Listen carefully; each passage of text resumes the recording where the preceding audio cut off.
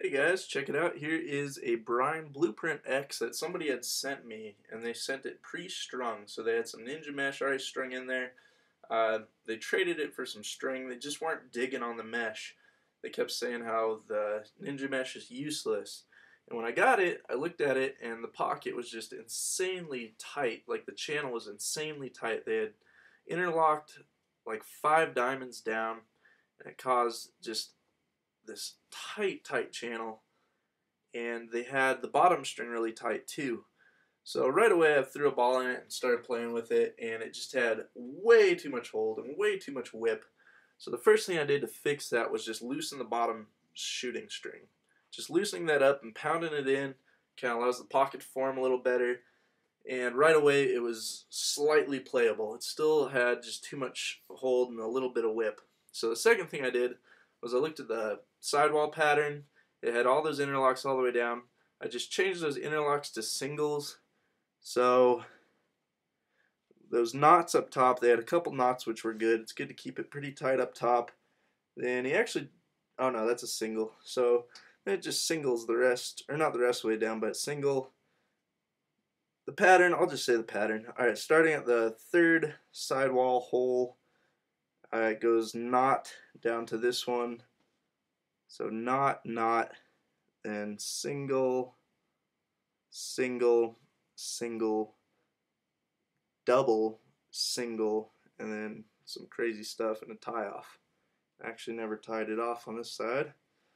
But just doing those singles allowed the pocket, instead of being insanely tight like that, it allows the pocket to just kind of push out a little more, pooch out, just widen.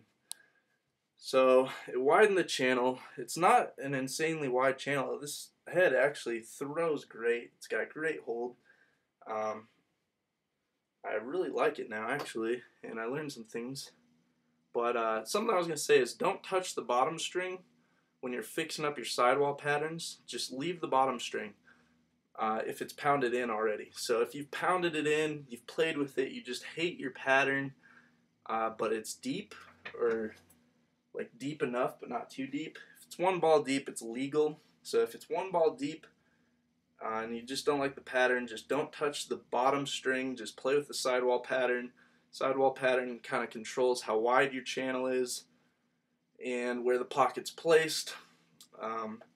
This head really kind of teaches me a lot about mid or high pockets, because this is a pretty high pocket. As you can see, it's got very low whip. It's actually really nice. So I'm going to start doing this more often. But to get a good high pocket, just kind of single down, especially if it's a wide head. With skinnier heads, you might want to double up a little higher. But I doubled way down here, and you just let it bag in. So that's what people are saying when they're saying it's going to bag out and it's going to throw whippy and it's going to be crappy. What they're talking about is that bagging. So technically, this pocket is more of that kind of a pocket. But because the ball has weight and there's centrifugal force when you're whipping it around, the pocket's going to sit higher. So for a good high pocket, you might want to string with singles and double a little lower and then bag it out.